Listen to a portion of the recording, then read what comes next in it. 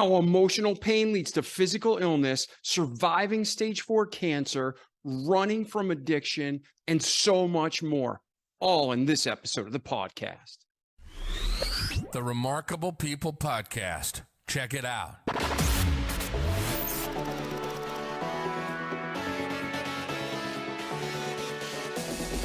The Remarkable People Podcast. Listen, do, repeat.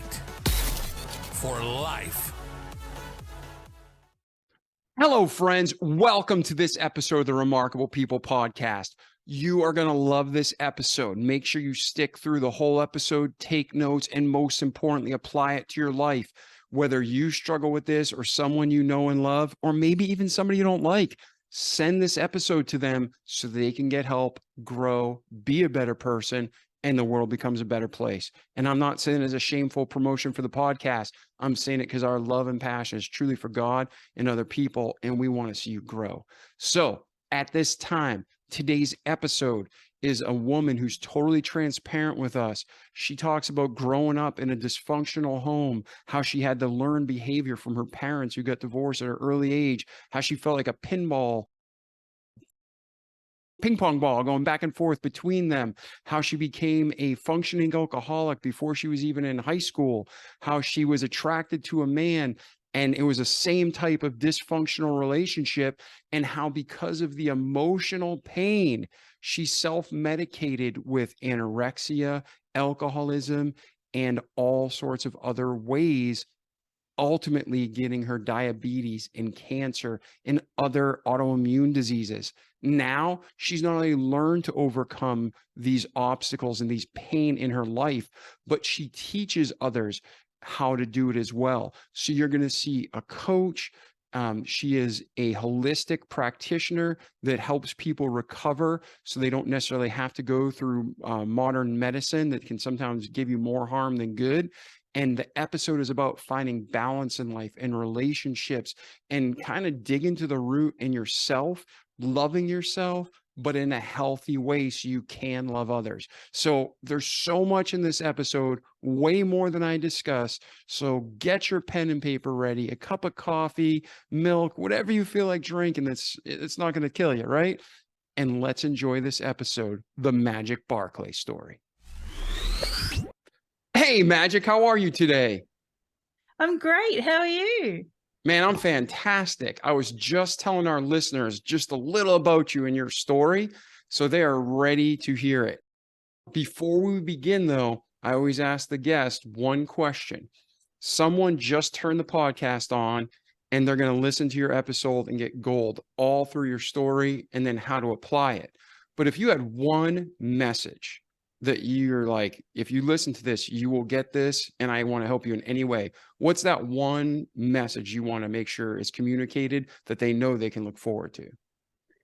The one message is how you show up today matters. It doesn't matter what's happened in your past, where you've come from, but how you present today, what you do today, that's what matters. Awesome. So ladies and gentlemen, you heard my intro. You heard it right from Magic.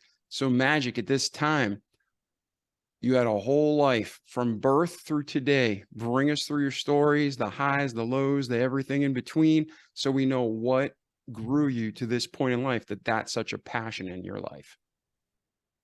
Yeah, well, look, I came from quite a traumatic childhood. You know, my parents were split when I was really little and became the ping pong ball between the two of them, I guess, through a long divorce. Fast forward into teen years, I kind of had a lot of issues going on. I was an alcoholic, I was anorexic, and I just wanted someone that paid attention to me because, you know, I'd spent most of my life just being forgotten. And so I met a guy who put me on a pedestal and I thought, wow, this is fantastic. Turned out to be exactly the opposite. So I was in a very unhappy marriage for quite a long time. Luckily, high, I got 2 wonderful kids out of it. Wasn't all bad. Low, I had to leave in a hurry with my kids. So this all happened right before I found out I had cancer and diabetes and a number of other things going on. So I really had to look at where my life had taken me, how I'd gotten there, and what I was going to do about it. And that's where I looked at all the things in my past had absolutely nothing to do with anything, apart from the fact that they were traumatic. It was what I did today that mattered. So I took my health into my own hands. I became the best single parent I could be because my kids didn't want anything to do with their dad. And, I had to show up every day, no matter how crap I felt, because, I had stage 4 cancer. There were days that I could barely even get out of bed.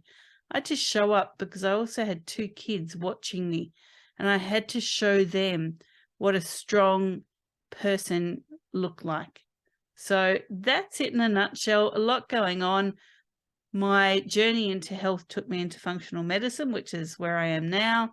And you know what? I teach that to my kids because I still tell them what you do today matters. Whether you're going to use some essential oils, whether you're going to look at dietary changes to keep you healthy. What happens today matters. What you did yesterday doesn't. That's excellent advice. And it's hard. You want to learn from the past, but you don't want to dwell on it. And there's a really fine line of balance there, right? There So, is, because the more you dwell on it, the more trauma you're causing yourself. yeah, yeah. So we're going to definitely break that down, but let's go back. It sounds like the first thing that you experienced was, you said, like a ping pong ball back and forth between your parents and divorce. And it sounds like you had learned behavior and you absorbed that. And then you were kind of drawn to it, whether you realized it or not at that time, in a marriage. So what kind of things did you experience in your childhood that you subconsciously craved in your adulthood? It was the negative attention. So it was the tit for tat fighting. You know what? I saw my parents do it, and that's exactly what happened in my marriage. It was the devaluing of the other person. I saw my parents do it, and of course, it's exactly what happened in my marriage. And it was the lack of true affection, the lack of understanding, the lack of knowing personalities. Like, there was basically no education there. My parents were 2 people that should never have gotten together. And again, in my marriage, my ex-husband and I should never have gotten together. So it was really that pattern continuance. And it wasn't until I did a whole lot of self-development work that I realized, you know what? It takes 2 to tango. It wasn't just me being a victim. I was contributing in my marriage, and I saw that with both my parents as well. And it was about learning who you are. And I think that is the key, that no matter what relationship you're in, whether it be a marriage, a friendship, a business partnership, your next door neighbor's friendship, whatever it is, you need to know who you are, because if you don't, you can't expect the other person to communicate effectively. And for those people listening, some people know because they're in a terrible relationship, and hindsight's 2020. Some people are listening now all over the world, and they're like, you know what? She's saying things that are eerily familiar, and I'm about to get married. What advice do you have for the people listening? What were the red flags? How do they identify the red flags, and how do they process them properly? Because just because somebody has a flaw like your mother or father doesn't mean you shouldn't marry them. But at the same time, if that's what's attracting you to them and you're trying to quote unquote fix them, that's an issue. So talk about those 2 things, identifying the red flags and how to kind of process them. So, is this dangerous or is this just life? Sure. Well, red flags come in, I guess, many variants. You've got your true red, you've got your blood red. There's so many shades of red. So what you're really looking for is something that doesn't make you feel good. Because if you don't feel good, the way you project to the other person in the relationship is changed. It morphs. And so they're going to retaliate. They're going to reflect you not feeling good by them not feeling good. Sounds a bit more complex than it needs to be. But anything that you go, do you know what? I don't like what he said. It doesn't make me feel great. Red flag. I don't like what he did. There's something about it. Red flag. Also, you have to look at, especially if you're about to get married, look at the family that you're about to marry into. Okay, so in my case, my ex's parents were still together. I thought that was the bee's knees because, I came from a family that broke up when I was 3. But the relationship between his parents was something that I didn't actually look at properly. I was just looking at the macro chunks of their relationship, but not about how they interacted, not about how they spoke to each other. And so therefore what he'd learned. Now I knew that what I'd learned wasn't great because, I had 2 opposing sides at each other at war all the time. So you really have to look at things, like I said, that don't make you feel great. You have to listen to your gut. We've all heard of gut instinct. You're walking down the street, you want to cross the road, and something tells you don't step onto the road, there might be a bus coming. And sure enough, a couple of seconds later, bus comes hurtling down the street and you're like, wow, thanks, gut. You saved me there. Do the same in a relationship. If that gut instinct is saying something's not quite right, it's probably not. And here's a big tip, and this is one particularly for the ladies.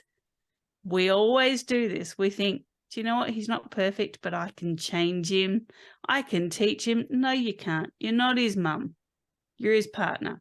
Do not try and take the lame duck into a relationship because it's just going to go all kinds of sideways. It is not your job to fix anyone. It is not your job to change anyone. The only person that you can change and heal is yourself. So when you're looking for red flags, really do look for things that trigger you because there's a reason why. That is excellent advice. Excellent advice. Now let's talk about every person has flaws, and coming from relationship to another relationship, that brings baggage. And I don't care who you are. Like the biblical model is you stay pure, you marry someone, and then you learn to interact and share life in all ways. But that physical connection is huge. We have a society that pushes have sex with everybody, pick the best one, and then get married. And it's really not even relationally focused. But it doesn't matter if somebody's been with one person or 100 people, they're bringing in landmines. They're bringing in emotion. So when we see red flags or we feel something, it may not be towards that human. It may be something we're carrying with us. So what did you learn to overcome this in your life? That, okay, now you recognize a red flag, but how do you process it to see like, okay, is that him or is that me? Is that her or is that me? You see what I'm saying? Yeah, definitely. Look, the first thing is, have a really honest conversation with yourself. And we don't do this enough. We kind of take something in, half the information gets in, and we justify it to ourselves. Don't do that. Have a really honest conversation with yourself. And then from there, have an honest conversation with the other person. So say someone, we use an old standard, doesn't put the toilet seat down, and you got a big problem with it. It really bothers you. Have that conversation. To say, this is why this bothers me.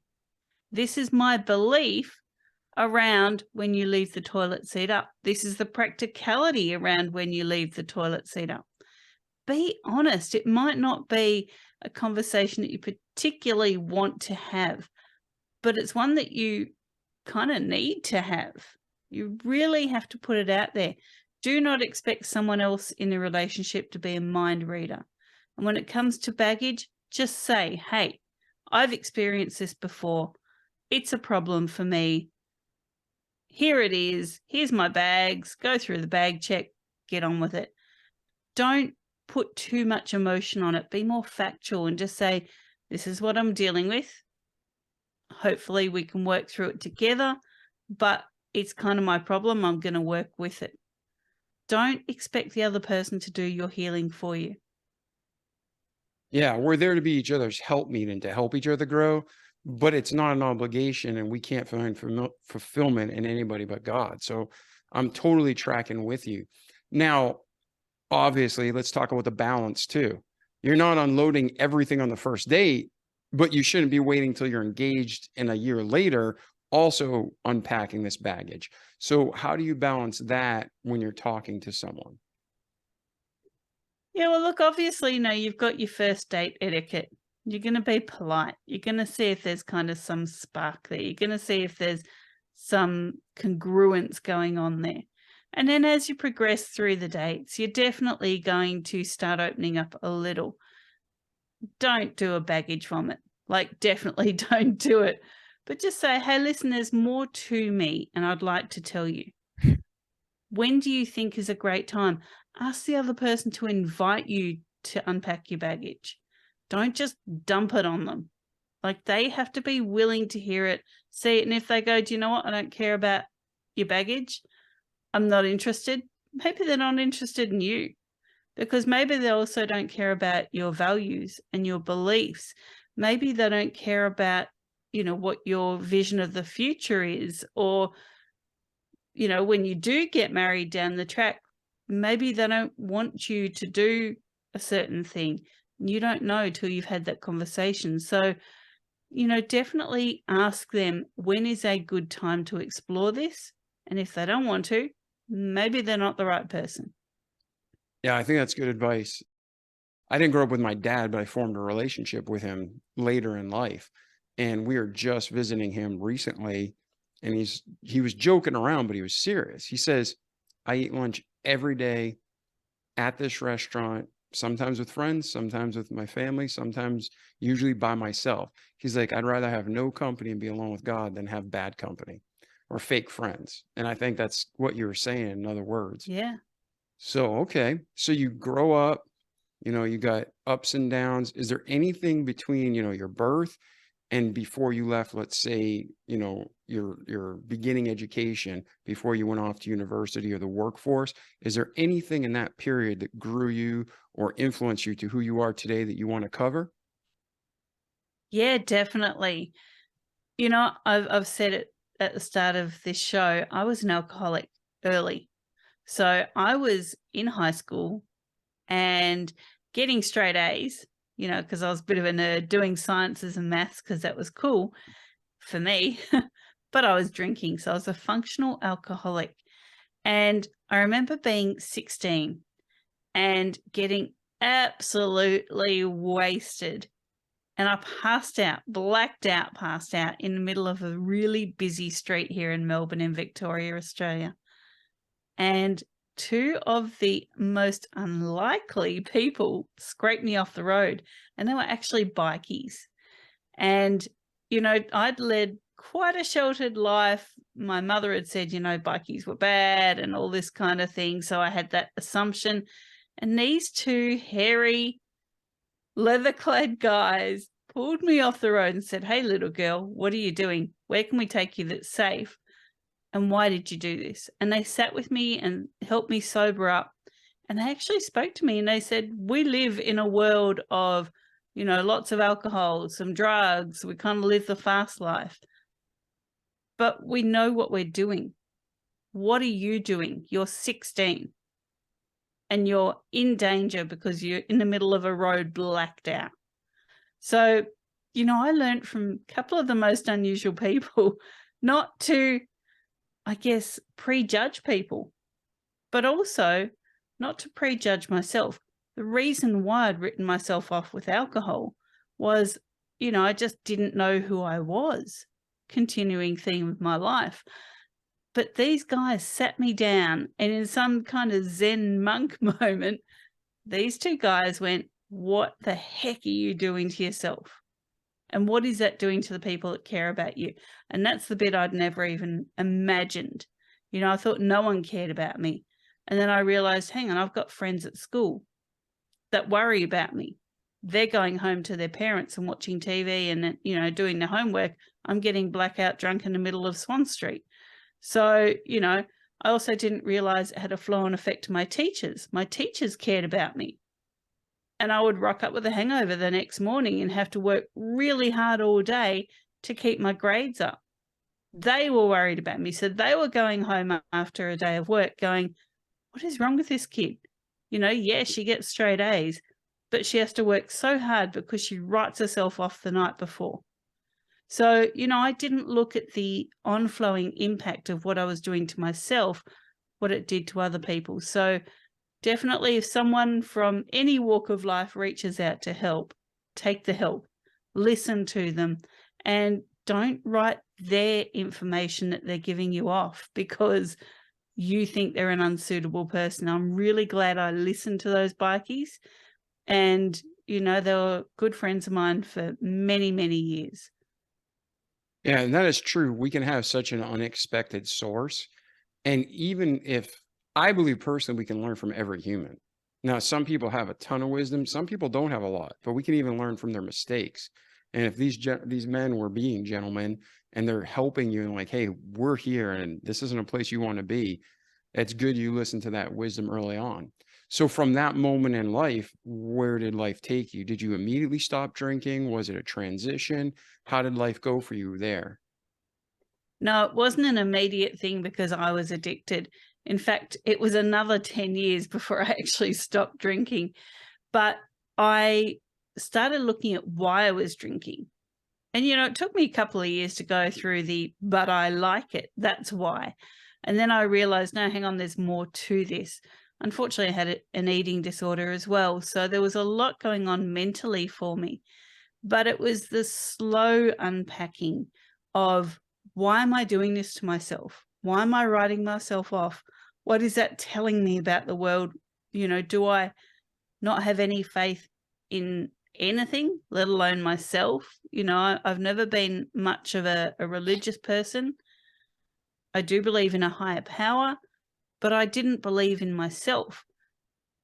Whether you believe in God, higher power, whatever it is, Father, Son, Mother Earth, if you don't have a sense of self, nothing else can help you because you've got your walls up. You're not going to be taking in anything.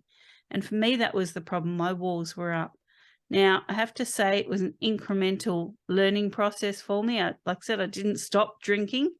I didn't get blackout drunk in the middle of a road again, but I didn't stop drinking until I got pregnant with my first son. So, take the learnings that you get every day and don't expect to change overnight. Don't say, I'm an alcoholic, I'm going to stop drinking today. That's it. There's a reason why there's AA and the 12 steps. You have to take it step by step. No matter what your issue is, no matter what your problem is, be thankful for yourself for each step that you take. I was thankful I wasn't blackout drunk in the middle of a road anymore. All right. And then I was thankful that I was only drinking 3 times a week. And then I was thankful that I was only drinking once a week. And then I was thankful that I could stop completely. And now I'm thankful that I can go out to dinner with someone, have one drink, I'm okay. I don't crave it. I don't need it. It has no ownership over me. And more often than not, I don't even drink. I'll just have, a juice or something. So what I'm saying to you listeners is take each step, thank yourself for that step, and don't expect to change your life overnight. Congratulate yourself for all the steps along the way. Yeah, and while you were doing that, would you say that your alcoholism, you can look back now and it was you were medicating pain? Is that why you were Oh, yeah. drinking? Yeah, definitely. Yeah, Definitely. I at numbed the that point, pain. Yeah, I numbed the pain with alcohol. I numbed the pain with not eating. So I was punishing myself. I never turned to drugs, thank goodness. But, there was a lot of things I wasn't ready to face. And, one thing I can say is no matter how you are self-medicating, the problem is still there. So take on the problem.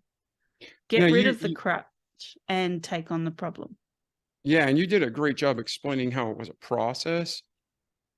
And thank you for being so open and sharing that, Magic. While you were doing this, what kind of conscious effort? So we have listeners now all over the world, and they're like, I'm medicating pain. And it really doesn't matter if it's alcohol, anorexia, drug use, pornography, eating, gluttony. It doesn't matter. It's medicating pain. So what did you do aside from the catalyst of these 2 bikers? What other things did you do to continue to grow over the months and years? Well, it took a number of years for me to learn what self-development was, like a number of years. In fact, I had both my kids by the time I started that journey. But it was little things along the way of, okay, when this happens, that's how I feel, and then that's what I do. It was really mapping out my responses to everything. It was, okay, when I was in my marriage, he said this, he did that. Wow, I've seen that before. That must be the way it is. And then, the realization that, no, hang on, this is how I'm reacting to it. It's really dissecting the situation. And that was something I learned to do long before I did self-development, was dissect the situation. What was the cause? What is the context of that? And what was the consequence? And this is something I teach my clients a lot to do is, the cause is the event. So for me, it was drinking. And the context was, I feel so crap, I just want to numb everything. And the consequence was passing out in the middle of a road. So, it all has this flow-on effect. So if you do nothing else, break it down into its pieces, its parcels. That's great advice. So now you get out of high school, you're working in the right direction, but you're still drinking, you're still anorexic. Work us through there and, just keep the journey continuing. Did you meet your husband in high school, college? How did your life? Nice. I have always been one of these people that I decide to do something and I jump into it and I think about it later. It's always been who I am. I was doing it in high school. I wanted to hang out with the 80s bands. So I did it. I thought about it later. Then, out of school, I wanted to travel and work. I was in hospitality at the time. So I did it and I thought about it later. I changed states. I moved to states, didn't even know where I was going. And then when I got there and rented a house, I went, oh, okay, here I am. Now it's time to think about it. So I've always been that person. After all of that happened, I decided I wanted to race cars. So through my hospitality working, I met a Formula One team. I made some very good friends there. And in discussions with them, I decided I wanted to race a car. I'd never driven a go-kart. I'd done speeding on the roads a few times, but I had no idea about racecraft or anything like that. So one of these friends from this Formula One team said, well, you've got to learn racecraft, you've got to learn race driving, you've got to get a car. Here's the category I think you should start in. So the type of car you should start in, look for a club that does that in Australia. So I did all that, right? I had the decision, race cars. I had the action, the thought came later to actually research it. And it was racing those cars I met my ex-husband. And again, one of these people that does things and thinks about it later, my biological clock was ticking. And I was 27. So actually 26 when I met him. So I thought, for some reason in my head, I want to have a baby. I can't have a baby unless I'm married. So what did I do? 6 months later, I got married, got pregnant straight away, thought about it later, decided to do something, did it, and then went, oh, now what's going to happen? So that was how I met him. That was how I had my first son in a blink of an eye. And it all came from racing cars. Very nice. So you got a beautiful son. And you said you have 2 sons, right? I have 2 sons, So yeah. you go from the marriage, having your first son, keep moving through your life, and then stop wherever you see Okay, fit. so had my first son. He had some behavioural issues. Decided that must be because he's an only child. So I got pregnant with my daughter. She didn't make it, unfortunately. So then I thought, okay, he's still an only child. His behaviour's getting worse. Have another child. So then I had my second son. It was after that really my marriage completely disintegrated. We stayed for 14 years, the kids and I.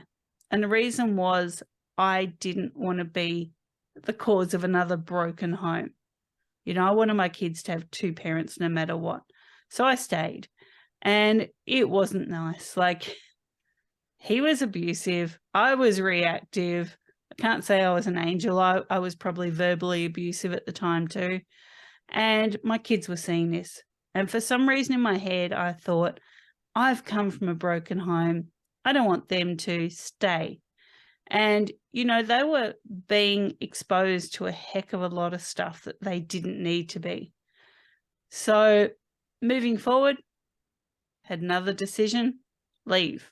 Didn't think what that looked like. So I left, long drawn out court battle, lost most of the stuff, but hey, I kept the kids and the pets.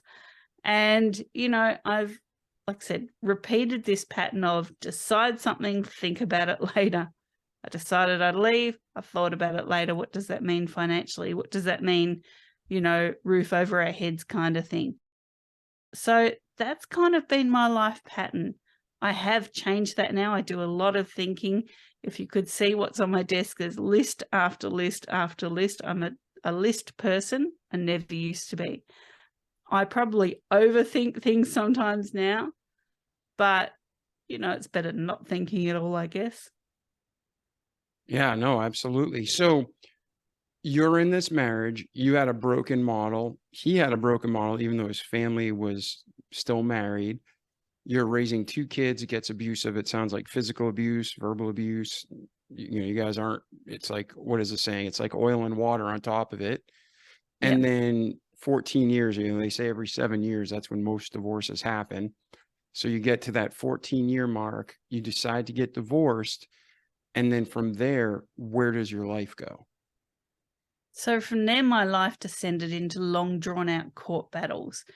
All at the same time, being diagnosed with cancer and diabetes. I'd already had a stroke and then later on had a heart attack. And, that was kind of a big journey of all the stuff that had happened up to that point led to my cancer. It led to my diabetes. It led to my autoimmune. And it was stuff that, I'm sitting in the doctor's surgery and they're going, hey, this, and this is happening to you. Do you have any idea why? And I was like, no, it just happened. And that was the thing where I had to learn things don't just happen. Your body reacts to things. It reacts to stress. But guess what? I'd become a stress junkie. Here I was, early 40s, and I know nothing but stress. And the way I was treating my body, the way I was talking to myself, the way I was beating myself up for my marriage or beating myself up for my childhood, that all contributed. So that's kind of when I started looking into functional medicine and what I could do to change my life, but also what I could do as, I guess, my next chapter in life of this means something to me. I'm passionate about this. And so this is the next road to take in my career. Yeah. And I think if people, for our listeners, if you're listening right now and Magic's talking about how the emotions, how the stress, how the pain that she carried with her led to diabetes and cancer and all these different issues within her body, that is so real. You can get sicknesses from environment. You can get sicknesses from your diet, putting poison in your body. But most of these sicknesses and illness that people struggle with all over the world, not just in America, are because we're internalizing pain and not letting it go. And that is huge. So I don't know if you're going to get to that on your journey, but I definitely want to talk about the how to release the pain, how to heal from the inside out. Yeah, well, on my journey, I read a book called When the Body Says No, and that's by Dr. Gabor Mate.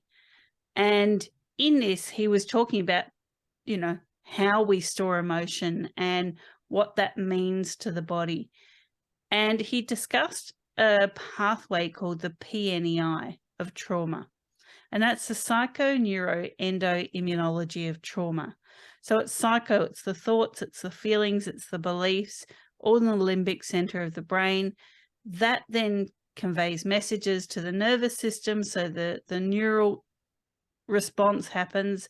That could be, might look like fibromyalgia or nerve pain because of some trauma. Then that leads to an endocrine response. So it could be the hot flashes every time you get stressed. It could be dizziness when you feel like you just can't cope. And then that leads to the immune system. The immune system sees all of this and makes a response. And that usually looks like an autoimmune. Not always, but usually. And so when I was reading about this, I thought, this makes so much sense. And I actually now teach this to other practitioners because no body system works alone. So the stress, the trauma that happens, you have a physical response, you have an emotional response, you have a logical response. Okay, the physical, your response is to stay alive. Your emotional response is what you make it mean to you, and your logical response is what you do to either leave the situation or somehow stay and just exist. And, all of this matters. So I love that I've learned about the PNEI, and, all you can say is the things that you're thinking and feeling today, even the things that you say to yourself, your body hears it all, your body will match you. So if you say, wow, today's a really crap day. Okay, guess what? It's going to be a really crap day because your whole body is going to try and find evidence to make it true. Whereas if something happens first thing in the morning, you go, do you know what? I didn't like that. That was really crappy. But it's not going to change my day. It's not going to affect my day because it's one isolated thing. Now I can turn it around. Your body will match you and respond, and you'll have a much better day. Yeah, I couldn't agree more. I mean, we hear it in all different ways, shapes, and forms. The Bible talks about as a man thinketh, so is he. Talks about how the things we say will come back to us. So make sure you're saying positive things because you don't want trash to come back, right? So that's really a lot of sometimes our personalities, sometimes learned behavior, sometimes just watching people and oh, everybody does it. That must be how it should be. But you're right, it's not. So you're sick, you're going through a court battle and divorce, super stressful time in life, to have cancer on top of it, insanity, right? How did you get through that? Bring us from there through today, Magic. Well, step by step again, I went, okay, well, I need to have the surgery for the cancer. I didn't want to, but it was one of the court stipulations. So I did that. Then I thought, chemo and radiation don't sound right to me. So what am I going to do? I'm going to look into natural ways to heal this. I raised money and got myself over to Bali for a 5-day retreat. That was the first time I'd been away from my kids for that amount of time. And I thought, do you know what? I have to do this. I have to put me first, just for a little bit. Then I can come back to them as a better person. I did that. And then I started investigating functional medicine and why this had happened. Not what could I do about it. I mean, that was part of it. Why did it happen? Because if I fix one thing and I don't address the why, things are going to keep happening. So, that was a really big step for me. I changed a lot of the products in the house. I used to be a person that would clean with disinfectant every single day. The place smelt like, I don't know, a hospital half the time. But, I changed to non-toxic cleaning products. I started living my life. Instead of vacuuming the floor every day, I was like, hey, kids, let's go to the park. The floor can wait. There's only 2 little patches with cat hair or something. We'll just do a spot clean on those. So I actually started living my life rather than, trying to keep the house perfect or trying to do things. I was like, that can wait. My priorities changed. And that was a big part of my healing journey, was put myself first, put my relationships first. All the stuff can wait. Planning what we're cooking for dinner shouldn't take my mind all day. So I said, I'm a list person. Now my kids, who are now young men, and we all share a house, and we write a menu on a whiteboard once a week. We do it on a Sunday. It starts on the Monday. And so we know what's for dinner. So I can, take the meat out or whatever in the morning, have it all prepared, do the shopping once a week, and I can go and live my life. We can go and ride our bikes. You know, we do medieval up. We can go and practice that over in the park, rather than me going, oh my God, what do I have to do for dinner? Like, this is my whole day. So it was really, for me, part of my healing journey was learning what priorities were and really putting my relationships first, my relationships with my kids and my relationship with me, rather than the day-to-day monotonous mechanics of life. Yeah, and I think that can never be underspoken. You know, it says love God as the greatest commandment and love others. You know, love thy neighbor as thyself.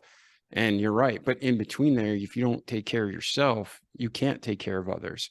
So I think we got this false message for generations that if you take care of yourself, you're selfish. If you put time or money into yourself, you're selfish. Now, there's obviously, again, a balance. Balance is a key. But not pay attention to yourself, you're just destroying your body, your mind, your soul, and you're putting damage to your kids, because not only are they not getting the best of you, but they're going to learn that behavior too, and they're going to suffer and have to overcome it. So that's really cool. So you have cancer, you start looking at alternative medicine and functional medicine. Talk about, how did you get through the cancer? Yeah, well, look, a lot of it for me, like I said, I had the surgery. A lot of it for me was changing the terrain of my body. So there's germ theory, which is treat the germ, treat the pathogen, treat the trigger. And there's terrain theory, which is change your internal environment, change the landscape, the physical landscape of your body, so that things can't affect you as badly. They'll still affect you, but you'll recover. And so I really loved diving into that.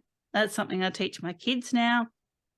You know, they get a cold and I say, okay, the pathogen's not the problem, but you haven't been out in the sunshine. You haven't been sleeping well. You're not hydrated. Maybe let's fix the terrain first. And sure enough, the cold will clear up. So, you know, it's something that I loved learning. I had to put it into my daily life, and it got me through the worst of times. Nice. So between then and now, going through the divorce, going through cancer, is there anything else we missed, or anything you want to dig into to help people who might be going through the same hardship in their life right now? Yeah, Or look, you, there's a big part there, and it's, I guess, an underlying theme, and we've spoken a little bit about it during this podcast, but your self-talk matters. Okay? What you say to yourself every day really, really matters. There are enough people in the world that will put you down. They have no idea what you're going through. They have no idea what your daily life looks like. But they'll put you down either to make themselves feel better, or, you know, just to make, I guess, a blame shift happen. So everything's all your fault. Nothing's ever their fault. Could just be a stranger just sneers at you in the street. Maybe they're having a bad day. You know, they're always going to want to put you down. So don't do it for yourself. Leave it to them. If they want to spend their energy and their time, you know, being creepy, then let them. Don't do it to yourself. You don't have to walk around going, oh no, I've got wrinkles. Oh no, I'm fat. Oh no, I'm losing my hair. You know, I'm this, or I'm stupid, or I'm that. Don't do it. Leave it to the people that walk past you in the street and make a prejudgment and, you know, think something of you, or might say something or whatever. Leave it to be their problem. Your issue, your need is to build yourself up. Always build yourself up. Doesn't matter how many people want to tear you down, because at the end of the day, there's one person that you're with all the time, the one person that matters, and that's you. So, you know, teach yourself to be kind to yourself, and role model that for your family, role model that for your friends, because it's not something that we're taught as children. You know, as you said, you know, we're told self-care is selfish. Well, here in Australia, we have a thing called tall poppy syndrome as well. So if you start doing well, someone's ready to cut you off at the knees. So we sort of learn, don't be successful, don't be happy with ourselves, because someone will say, oh, you just love yourself. That used to be a negative. Someone says that now, I'm like, yeah, I do. You're right. And it doesn't matter what you think of me, because I do love myself. So always, watch what you're saying to yourself. Tell yourself that you do love you, and don't be ashamed of it. And what did you say that's called in Australia when people put you down for being successful? Self-poppy? Tall poppy syndrome. Really? And Yeah. what is poppy? Poppy's a flower that grows really, really tall. And, when someone's planting it, like in a farm or something, because it can grow really tall, they cut it down so that the smaller plants underneath can get the sun. So, yeah, that's what it's called, tall poppy syndrome. That's the first time I've heard that. And I'm sure many There of you our go. listeners, tall poppy syndrome. All right, man. Yeah. Self-talk, huge, huge, huge. So many people, they're hearing within their mind these horrible statements. And one of my friends, he was actually on the podcast, Rob Jackson. He taught me, sometimes we think these thoughts about ourselves, but sometimes Satan tries to plant them in our head. And he says, what are the voices saying? Not like you're hearing voices crazy, but are you hearing, I am horrible, I am worthless? Or are you hearing, you're horrible, you're worthless? It's like, that's the difference between if you know it's a thought that you have or if Satan's planning it. He's like, either way, it's a lie. But he's like, so go back to truth. But he's like, that way you can identify at least the source of the evil. So I thought that was brilliant way to just easily diagnose what's going on with you. So now Yeah. you're doing this, you're learning self-talk, you're taking care of yourself, you're going to Bali to do a cleanse. From there to today, where did your life go, Magic? Yeah, look, from there, my life went into study. And I said to my kids, I need to study. I need to heal my body, and I need to heal my mind, and I need to heal our relationship. And one thing my younger one said to me was, there's nothing wrong with our relationship, Mum. And I said, actually, there is, because I'm not the best person I can be. So I'm teaching you to not be the best person you can be. And that's wrong in our relationship. So, I went to a whole lot of courses and actually traveled to Malaysia for one of them, and, around Australia for a whole lot of them, and came back and said, okay, now I think I know how to be the best person I can be. And now I want you guys to do that too. So, it's a work in progress with some young men, 20-somethings, to teach them that. But that's part of my mission as their mum, is to say, okay, this is how you evaluate what's going on in your life. This is how you work on yourself, and this is how you be a better person. Excellent advice. Well, I've learned a ton. I'm super thankful for you being here today. Between your birth and today, is there anything we missed on your journey that we need to cover or you want to discuss? No, 50 years of trials and tribulations, and here I am. That's awesome. And I love who I am. That's a beautiful thing. That makes me happy just to hear it. So I'm so thankful you can say that. And for our listeners, if they can't say that and they want to get a hold of you, let's talk about where's Magic today. What are you up to? Where are you heading? And how can people reach you if they want to continue the conversation? Definitely. Well, everything is on my website. That's www.holisticnaturalhealth.com.au. It's holistic with a W in front of it. Don't forget the AU at the end. And there you'll find my blog. You'll find my podcast, A Magical Life, Health, Wealth, and Weight Loss. You'll find all of the services that my team can provide. And you'll find a thing called a root cause analysis. So if you're dealing with any kind of health issue, definitely ask for a root cause analysis. We'll send you an intake form. We work via Zoom all across the world. And that root cause analysis is complimentary. We can give you some ideas where your health might need to go. We might offer to work with you. We might send you to another practitioner. Or we might say, hey, look, here's some tips. Have at it.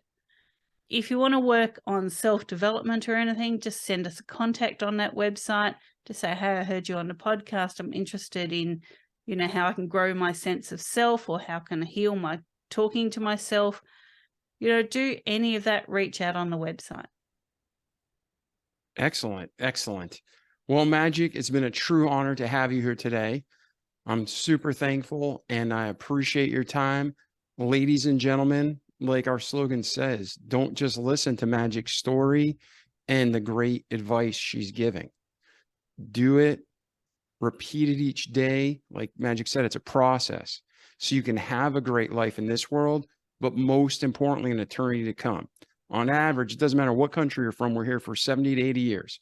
That's a speck of a grain that fell off a speck of sand. Eternity's forever. So make sure your eternal salvation is taken care of. Make sure you have joy and peace in your life and you're walking with God.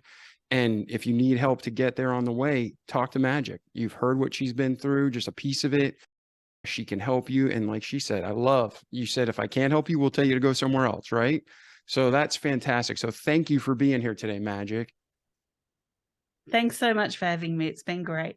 Oh, it's been a pleasure. And ladies and gentlemen, check out Magic's website, share this episode with your friends, family, and maybe even people you don't like who need the help, right? Share it. Again, we're not doing that shameless promotion so we grow the podcast. We're doing it so we grow people. We want to help as many people as we can. So have a great day. Magic, thank you again. And to our listeners, we love you. We want to hear your success story and your remarkable journey soon. Ciao. The Remarkable People Podcast. Check it out.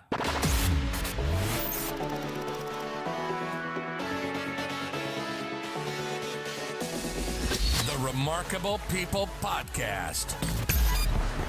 Listen, do, repeat. For life.